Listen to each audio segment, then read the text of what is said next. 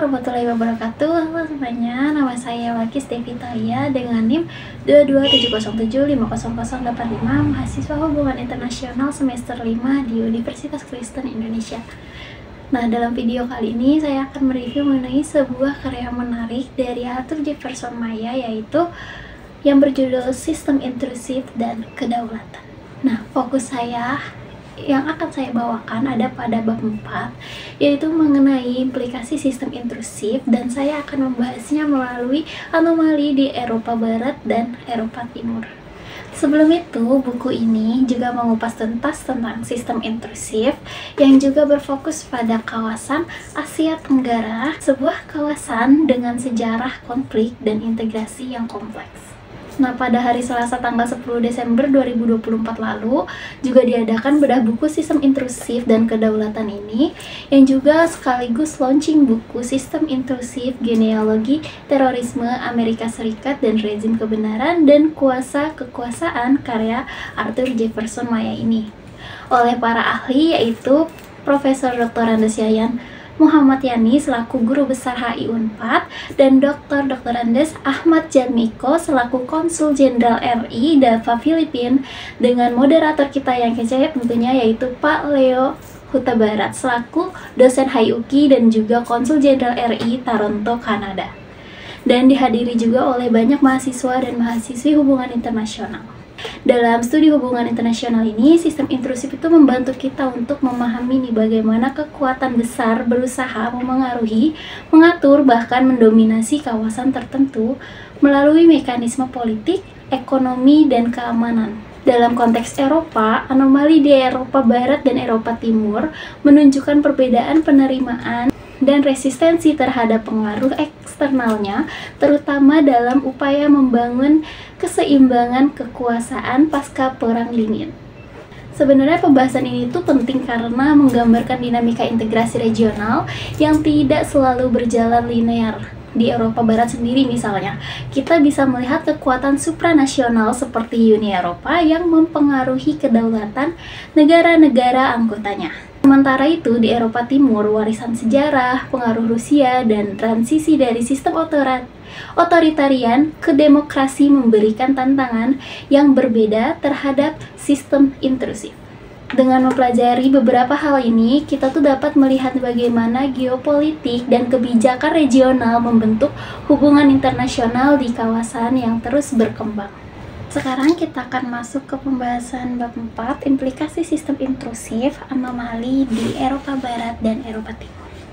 Nah, kalau dalam pandangan Arthur Jefferson Maya di bukunya ini, situasi anomali keamanan ditandai oleh intensitas konflik dan ketegangan keamanan yang tinggi dan tidak dapat dilepaskan dari campur tangan negara-negara eksternal.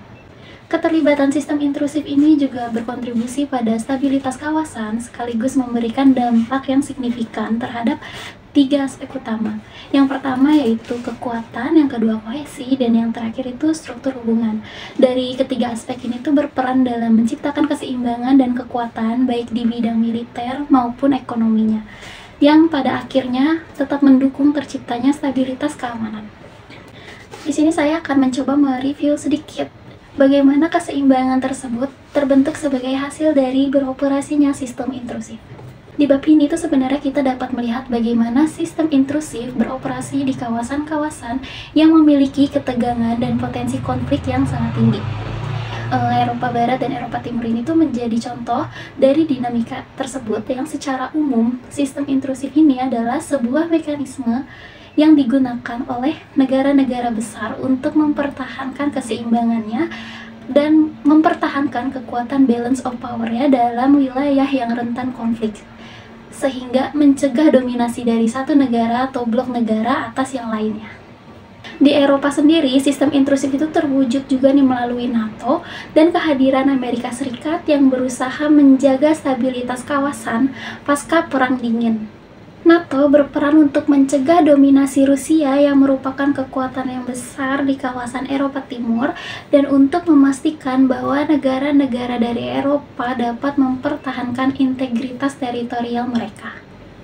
Selanjutnya kita masuk ke anomali di Eropa Barat dan Eropa Timur. Di Eropa, kita tuh dapat melihat juga perbedaan yang mencolok antara Eropa Barat juga dengan Eropa Timur. Meskipun keduanya menjadi bagian dari sistem intrusif yang sama, dampaknya itu tuh sangat berbeda sebenarnya. Kalau di Eropa Barat sendiri, kita bisa melihat wilayah ini tuh relatif stabil berkat sistem integrasi yang telah ada sejak Perang Dunia Kedua, yaitu Uni Eropa. Negara-negara Eropa Barat ini tuh memiliki struktur yang lebih terorganisir, di mana sistem intrusif bertindak lebih sebagai alat untuk meningkatkan kemakmuran dan keamanan bersama. Nah, NATO juga di sini lebih kayak sebagai pencegah terjadinya ketegangan yang lebih besar dengan Rusia dan negara-negara besar lainnya. Sedangkan di Eropa Timur sendiri itu berbeda dengan Eropa Barat. Eropa Timur justru lebih rentan terhadap ketegangan dan ketidakstabilannya. Jadi negara-negara seperti Ukraina dan Georgia berada dalam posisi yang lebih terjepit di antara pengaruh Rusia dan NATO itu sendiri. Nah, Rusia ini menggunakan pengaruhnya di kawasan untuk mencegah perluasan NATO lebih jauh ke timur yang dianggap sebagai ancaman terhadap kepentingannya. Ketegangan ini juga semakin nyata dengan konflik-konflik seperti aneksasi Crimea dan perang di Ukraina yang memicu respon dari NATO itu sendiri. Lalu sebenarnya ada nggak sih hubungan dari Eropa Barat dan Timur dengan Laut Cina Selatan dan Asia Tenggara yang ada di buku Sistem Intrusif dan Kedaulatan milik Arthur Jefferson ini? Jadi kita bisa menarik paralel antara anomali di Eropa dengan situasi di Laut Cina Selatan dan Asia Tenggara ini.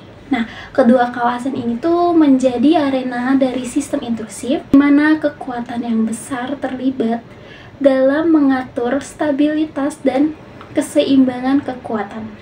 Di Laut Cina Selatan ini tuh merupakan perairan yang sangat strategis dan kaya akan sumber daya alamnya, namun juga dipenuhi dengan klaim-klaim teritorial yang tumpang tindih, dan Cina ini tuh mengklaim hampir seluruh Laut Cina Selatan, termasuk Kepulauan Paracel dan Spratly. Sementara negara-negara seperti Vietnam, Filipina, dan Malaysia juga memiliki klaim terhadap bagian-bagian tertentu saja. Nah, di situasi ini tuh memicu ketegangan yang berpotensi menyebabkan konflik terbuka. Sistem intrusif di kawasan ini juga ditandai dengan keterlibatan Amerika Serikat tentunya, Australia, dan Cina. Amerika Serikat dan Australia ini berperan untuk menjaga kebebasan navigasi dan menghadang pengaruh Cina, sedangkan Cina mengupayakan dominasi dia dengan memperkuat klaim teritorialnya melalui pembangunan pulau buatan. Jadi kekuatan militer dan aliansi yang terbentuk di kawasan ini juga berfungsi sebagai pencegah agar tidak terjadi perang terbuka, dan menjadi salah satu contoh nyata dari balance of power yang dijaga oleh kekuatan eksternal. Selanjutnya, kalau kita lihat dari Asia Tenggara, seperti di Eropa Timur, ketegangan juga terjadi di Asia Tenggara, khususnya di kawasan Asia Tenggara Maritim atau ATM yang melibatkan Indonesia, Malaysia, Singapura, Brunei, dan Filipina. Meskipun terdapat banyak ketegangan, khususnya dalam konteks Laut Cina Selatan, kawasan ini tidak mengalami perang terbuka berkat keterlibatan dari sistem intrusif ini dan dari kekuatan besar seperti Amerika Serikat dan Cina. Kita ambil salah satu contohnya kayak Indonesia sendiri yang pernah terlibat dalam ketegangan dengan Malaysia dan Singapura. Namun keterlibatan Cina sebagai kekuatan intrusif dengan hubungan bilateralnya seperti dalam penyediaan teknologi militer yang membantu menciptakan keseimbangan di kawasan ini. Hal ini tuh juga menunjukkan bagaimana sistem intrusif memang memainkan peran yang sangat-sangat penting dalam mencegah eskalasi yang menjadi konflik terbuka. Selanjutnya, kalau kita membahas balance of power di Laut Cina Selatan dan Asia Tenggara, itu masih agak sama seperti di Eropa. Balance of power juga menjadi prinsip hubungan internasional di Laut Cina Selatan dan di Asia Tenggara. Dalam sistem ini, kekuatan eksternal berperan besar untuk menjaga stabilitas dan mencegah negara-negara besar ini melakukan ekspansi yang lebih jauh lagi.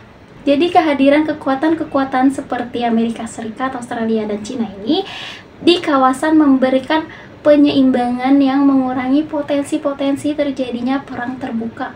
Namun stabilitas ini tuh sangat tergantung pada bagaimana negara-negara besar ini mengelola hubungan mereka itu sendiri. Misalnya hubungan bilateral yang lebih kuat antara Vietnam dan Filipina. Sistem intrusif adalah pisau bermata dua. Jadi di satu sisi ini menciptakan ketergantungan dan memanfaatkan kelemahan regionalnya. Namun di sisi lain menanamkan stabilitasnya melalui mekanisme balance of power. Meski begitu, sistem intrusif ini juga hadir di Eropa Barat dan Eropa Timur itu memiliki dampak yang sangat signifikan terhadap kestabilan politik dan militer kawasan tersebut. Begitu pula di Laut Cina Selatan dan Asia Tenggara yang dibahas di buku Arthur Jefferson Maya ini, di mana kehadiran kekuatan besar juga mengatur keseimbangan kekuatan untuk mencegah eskalasi konflik menjadi perang terbuka. Dan dalam kedua kawasan tersebut tuh sebenarnya prinsip balance of power dan keterlibatan dari kekuatan-kekuatan eksternal ini telah terbukti juga memainkan peran yang penting dalam menjaga stabilitas dan menciptakan deterensi terhadap konflik.